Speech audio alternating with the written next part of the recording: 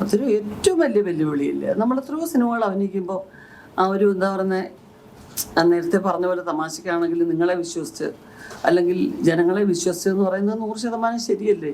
മറ്റൊരു ജോലിയും പോലെ ഇങ്ങനെ പ്രീവിയസ് എക്സ്പീരിയൻസ് വെച്ചിട്ടിങ്ങനെ ഇന്ന സമയത്ത് നമ്മൾ ഒരു പടം ഇറക്കിയാൽ ഓടും, അല്ലെങ്കിൽ ഇന്ന രീതിയിലെടുത്താൽ ഓടും.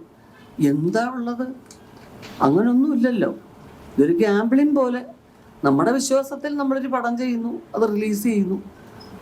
ഓടിയാൽ ലാഭം കിട്ടും, ഇല്ലെങ്കിൽ അത് കോമ്പൻസേറ്റ് ചെയ്യാൻ ഒരു റെഗുലർ പ്രൊഡ്യൂസേഴ്സ് കുഴപ്പമില്ല, അവർക്ക് പറ്റും.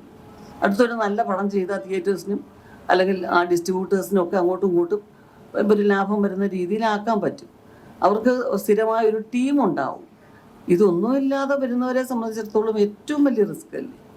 ആ റിസ്ക് അറിയാവുന്നതുകൊണ്ടാണല്ലോ നമ്മളൊരു പടം ചെയ്തിട്ട് ഇത്രയും ഗ്യാപ്പ് എടുക്കുന്നത്. അപ്പം അതങ്ങനെ ഉണ്ട്, അതുണ്ടാവും.